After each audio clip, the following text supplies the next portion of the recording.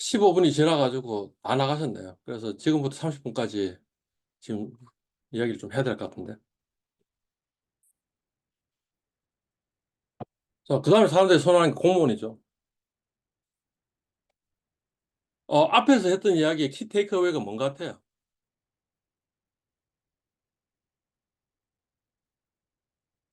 어, 뭐 이런 겁니다. 어, 사람들이 아마 선호하는 게 은행이 1순위고, 그 다음에 2순위가 뭐 정권, 3순위가 보험인데, 사실은 정권, 보험, 은행 1순위가 돼야 될 것 같고, 그 다음에 특히 남학생이 은행에 들어가는 건 별로 안 좋은 것 같다. 이런 이야기였습니다. 예. 여학생들은 은행이 오히려 더 선호되어야 될 것 같아요. 예. 여학생들은 비교적 안정지향적인 어떤 직업을 선택하는 게 더 좋습니다. 뭐 충분히 제가 설명 안 됐지만 뭐 다른 동영상이나 이런 데서 좀 설명을 하고 있습니다. 예. 그러니까 공무원도 사실 매한가지입니다. 남학생들은 공무원 하는 게 별로 좋지 않습니다. 여학생들은 공무원 하는 게 너무너무 좋습니다. 여학생들의 1순위가 공무원이 돼야 될 것 같은 생각이 듭니다. 대학생 취업 희망 직업 탑5. 1위 공무원, 2위 관리 사무직 종사자, 3위 개발자 IT, 4위 변호사 의사, 5위 서비스 종사자. 이렇게 되어 있습니다. 그러니까 공무원이 사람들이 가장 선호하고 있는 직업입니다. 성인 남자 10명 중에 4명이 올해 공무원 시험에 응시했다. 이렇게 나와 있는 겁니다. 예. 이유는 뭐냐면 직업의 안정성입니다. 잘리지 않는다는 거죠, 정년까지. 그죠? 그다음에 공무원 연금으로 노후가 보장이 되어서 이것도 아주 중요한 이유입니다. 공무원이 그 월급이 좀 상대적으로 적다 하더라도 공무원 연금까지 생각해 보면 월급이 적은 게 아니다라고 이렇게 생각할 수 있습니다. 세 번째는 출산 후 경력단절 걱정이 없었어라고 적혀 있는데 이게 사실은 가장 중요한 이유일 것 같습니다. 제가 왜 여학생들한테 공무원이 되라고 이야기를 하냐 하면 경력단절에 걱정이 없기 때문입니다. 우리나라는 여전히 남녀 차별의 사회입니다. 앞으로 상당 부분 그 남녀 차별이 해소될 겁니다. 그건 사실인데, 그렇지만 여러분 시대에는 여전히 남녀 차별의 그 피해를 볼 거라는 거죠. 근데 공무원은 해줄 수가 없습니다. 예. 그러니까 차별할 수 없으니까 공무원 여학생이 되는 게 좋은 거고 남학생들은 되면 안 좋은 거다 이런 겁니다. 예. 어, 4번 일반 기업은 취업 연령 부담이 컸어. 이것도 아주 중요한 이유입니다. 예. 어, 공무원은 나이 차별을 할 수 없습니다. 그러니까 혹시 상당히 나이가 많이 들었는데 30세 이후에도 내가 취직이 안 됐다라고 생각하면 사실은 답이 공무원 외에는 별로 많지 않습니다. 그러니까 특히 어, 졸업하고 나서도 취업이 잘 안 돼 가지고 더 이상 뭐 안 좋다고 생각하면 공무원 준비하는 것도 그렇게 나쁜 선택은 아닙니다. 왜냐하면 공무원 연금 생각해 보고 우리 나이가 128세까지 산다라는 걸 생각해 본다면 그러면 공무원이 그렇게 나쁜 게 좀 뭐 35세에 공무원이 되더라도 그렇게 손해 보는 게 아닙니다. 왜냐하면 공무원 아마 이제 정년이 여러분 때는 한 65세까지 될 거니까 그러면 뭐 꽤 괜찮은 것 같습니다. 예. 다섯 번째 이유도 괜찮은 이유인 것 같습니다. 일반 기업 스펙 준비가 힘들어서 어, 일반 기업 같은 경우에는 다양한 뭔가를 준비해야 됩니다. 그러니까 대학 생활 내내 굉장히 바쁘게 생활해야 됩니다. 근데 공무원은 그럴 필요 없습니다. 그냥 시험만 합격하면 됩니다. 라는 거죠. 근데 제가 특별히 강조하는 건 3번이다. 여학생들한테 공무원이 너무너무 좋다라는 겁니다. 정년이 보장이 되고요. 예. 지금 현재 60세인데 정부에서 65세를 검토하고 있고 아마 이렇게 여러분 이 퇴임하기 전에 65세로 올라갈 거라는 거죠. 이게 뭐 아주 중요한 그 매력이고요. 그다음에 지금 이제 여기 나와 있네요. 연말정산 대상자의 연봉하고 공무원 연금 연지급액을 생각해 본다면 만약 부부 퇴직했다면 그 사람은 상위 1%에 해당될 거라는 거죠. 그다음에 그냥 유족 퇴직연금 동시 수령하는 그 일반적인 사람으로 이야기하면 상위 25%에 해당하고요. 그다음에 300만 원 이상 받는 퇴직 공무원들 같은 경우에도 상위 31%에 해당하고요. 뭐 하위직으로 있었다가 이제 평균 수령 235만 원이라 하더라도 이게 가운데에서 조금 떨어지는 정도 일하는 거죠. 그러니까 노후 보장이 상당히 된다. 사실은 공무원 연금이 적지 않다라는 이야기를 하고 있는 거예요. 예. 5급 공무원이야 말하자면 간부직 사원하고 똑같으니까 연봉이 더 많은 게 지극히 당연한 거고요. 근데 7급 공무원도 뭐 중견기업 정도 된다는 거죠. 그죠? 9급 공무원은 이제 중소기업보다는 작은, 그러니까 좀 9급 공무원은 연봉이 작지만 연금까지 생각한다면 꼭 그런 것도 아닙니다라는 이야기가 되는 거죠. 그죠? 예. 그 다음에 이 저 7급하고 9급하고를 놔둬놓고 이야기를 하면 뭐 이 그래도 이 기울기가 굉장히 급격하다는 거죠. 급격해가지고 그리고 뭐 올라가는 게 뭐 지장이 없습니다. 대기업 같은 경우에 올라가지 못하고 잘리는데 공무원은 그런 게 없다는 거죠. 그렇게 본다면 뭐 그래도 이 뭡니까 이 연봉이 대기업 평균 연봉 근처로 막 도달하고 하는 일들이 벌어질 거다라는 거죠.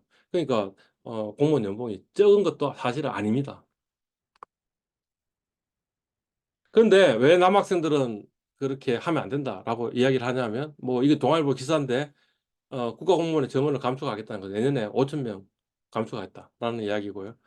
그다음에 이거는 저 어딥니까? 아르헨티나에 새로 된 양반인데 공무원이 너무 많아가지고 재정 부담이 너무 되니까 공무원들을 계약을 5천 명 해지해서 대규모 감축하겠다는 거죠. 사실은 우리나라 공무원도 똑같은 상황입니다. 왜 우리가 공무원이 되려고 해요? 정년이 보장되고 워라밸이 보장되고 내가 노는데 국민 세금으로 내 월급 내주겠다 하니까 공무원 하려고 하는 거잖아요. 근데 그런 공무원이 많이 필요할까요? 그러니까 어느 순간에는 이 저항이 있을 거고요. 조세 저항이 있을 거고요. 그래서 공무원은 감축될 수밖에 없다는 거죠. 자, 문제는 이런 겁니다. 여러분이 공무원이 됐는데 되자마자 곧바로 감축을 해가지고 잘렸어요. 상관없어요. 그러면 다른 회사 가가지고 하면 돼요. 쉽게 적응할 수 있어요. 젊을 때는. 그죠? 만약 여러분이 뭐 58세, 60세, 62세 됐는데 감축을 해요. 그러면 그냥 나가고 그냥 은퇴 생활을 좀 빨리 하면 돼요. 그죠? 문제는 뭐예요? 내가 공무원이 된 지 한 10년 지나고 20년이 지나가지고 뱃살이 잔뜩 뛰어 있는데 갑자기 저보고 밖에 나가서 뛰라고 이야기하는 거예요. 뛸 수 있을까요? 못 뛰겠죠. 심장마비 그래서 쭉 뛰겠죠. 그 이야기입니다. 그렇기 때문에 남학생들이 공무원 하는 거는 별로 안 좋을 것 같다는 거죠. 앞으로 30년 내로 공무원의 구조조정은 일어날 수밖에 없다는 거죠. 아니면 한국이 망하든가 라는 거죠. 그죠? 왜 남학생이 공무원 하면 안 좋냐라고 이야기하냐면 좋아. 그래서 뭐 그 정도 안 일어나고 그래서 내가 65세에 정년퇴직을 했어. 그러면 정년퇴직을 한 것 가지고 충분히 먹고 살 수 있을까? 그럴 것 같지는 않다는 거죠. 우리 앞에서 이야기했던 걸 잘 생각해 보면 결국에는 한 90까지 일을 해야 되는데 80까지 일을 해야 되는데 그런데 어 이제 30년 동안 잘 먹고 잘 살았잖아. 편안하게. 그러다 갑자기 밖에 나와가지고 뛸 수 있을까? 뱃살이 잔뜩 끼어 있는데 못 뛴다는 거죠. 여학생들은 상관없죠. 왜냐하면 65세 정년퇴임하고 나서 우리 남편이 열심히 뛰어가지고 내 먹고 살 걸 해결해 줄 거니까. 우리 집에 안전판 역할을 내가 이제까지 30년 동안 해왔는데 그 이후에도 해라는 거냐. 예. 그래서 아마 제가 생각에는 여러분들 시대에는 이제 맞벌이 부부를 하다가 어, 아내는 좀 빨리 은퇴하거나 아니면 뭐 이제 은퇴하고 나서 그 다음에 그 이후에는 일을 안 하고 가정주부의 역할을 하고 남자는 한 80, 90세까지 일을 해야 될 것 같다라는 생각이 든다는 거죠. 우리 보통 사기 가장 많이 당하는 거 1위가 누구예요? 공무원. 그다음 2위 은행원, 3위 교사, 교수를 포함한. 그죠? 이게 편하게 살아온 거죠. 그러니까 제2의 직업을 구하는 것은 사실상 힘들 것이다라는 거죠. 그러니까 어차피 뛸 거면 90세, 80세까지 뛸 거라면 젊을 때도 계속 뛰고 있었어야 된다는 거예요. 자, 그다음은 공기업입니다. 예, 이제 공무원 그다음 공기업 이게 두 번째로 선호되는 여학생들이 가면 괜찮은 그런 직장이라고 이야기했죠. 예.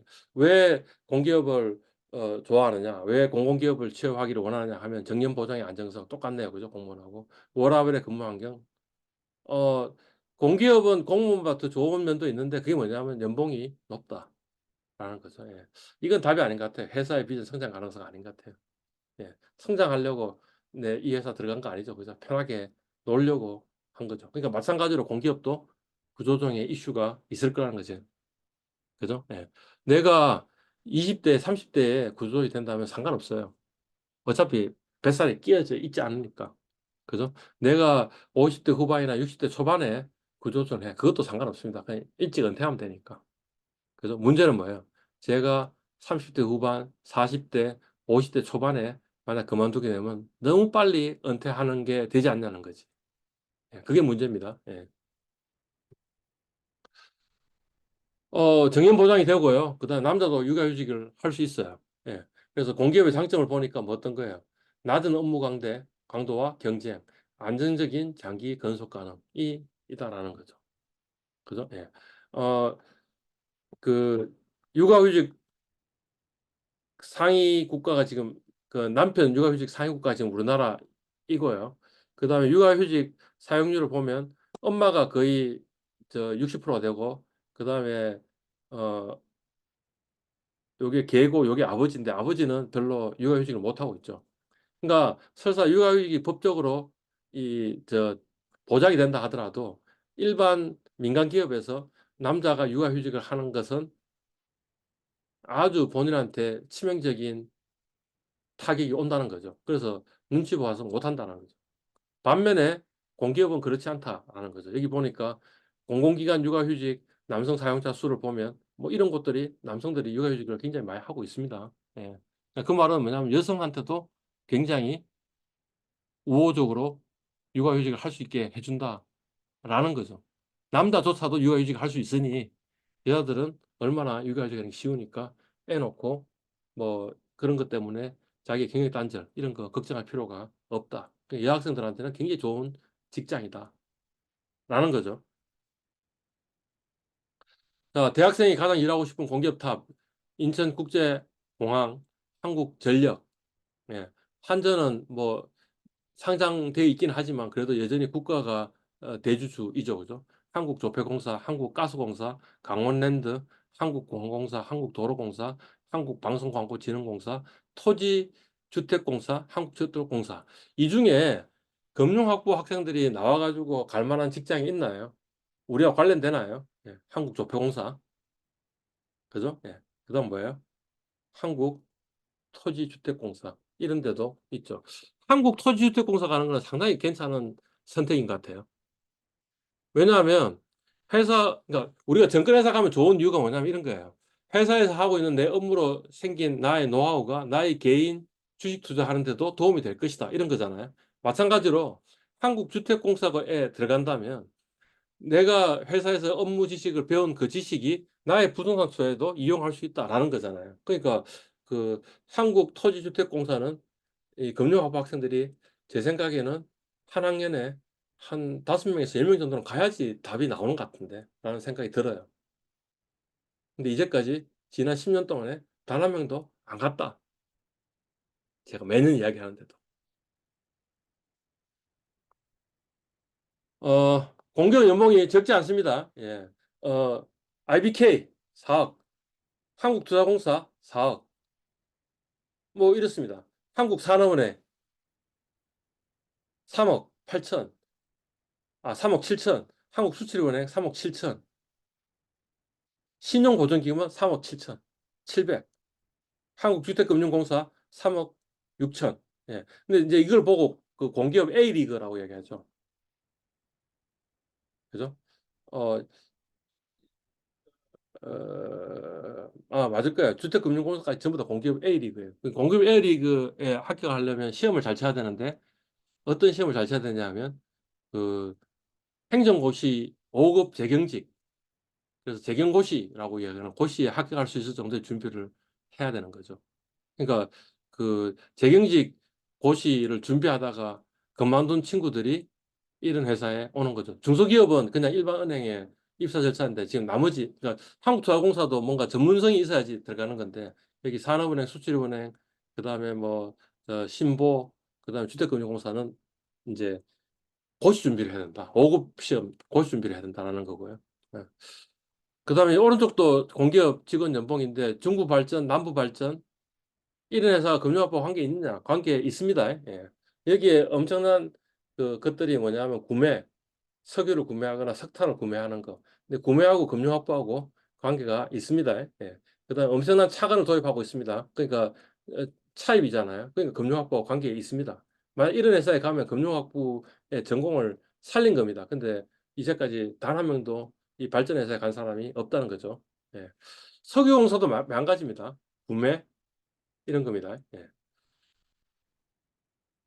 한국감정원은 이 뭡니까 부동산 감정 평가하는 거니까 사실 꽤 많이 가야 되는 직장 중에 하나입니다.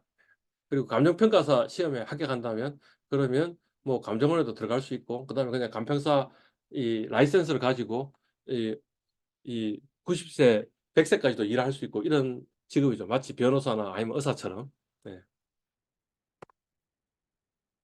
예, 금융공기업의 연봉이 대략 한 9천만 원 정도 된다라는 겁니다. 그래서 산업은행, 중소기업은행, 수출입은행, 신보,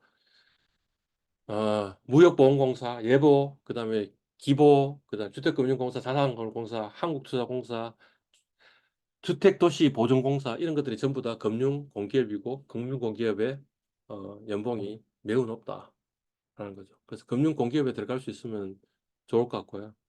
어, 여기도 대략 다 A리그네요. A리그고 주택도시보증공사가 아마 B리그일 것 같은데. 그래서 그냥 그 CPA 1차 시험 준비 정도 되면 갈 수 있는 회사입니다. 서민금융진흥원 여기는 그 입사 절차가 이렇게 공식화되어 있는 곳이 아니거든요. 그러니까 아는 사람이 있으면 좀 더 취직이 잘 되니까 만약 서민금융진흥원에 들어간다면 뭐 A리그 같이 이런 입사 절차가 없어도 갈 수 있는 그런 또 장점도 있습니다.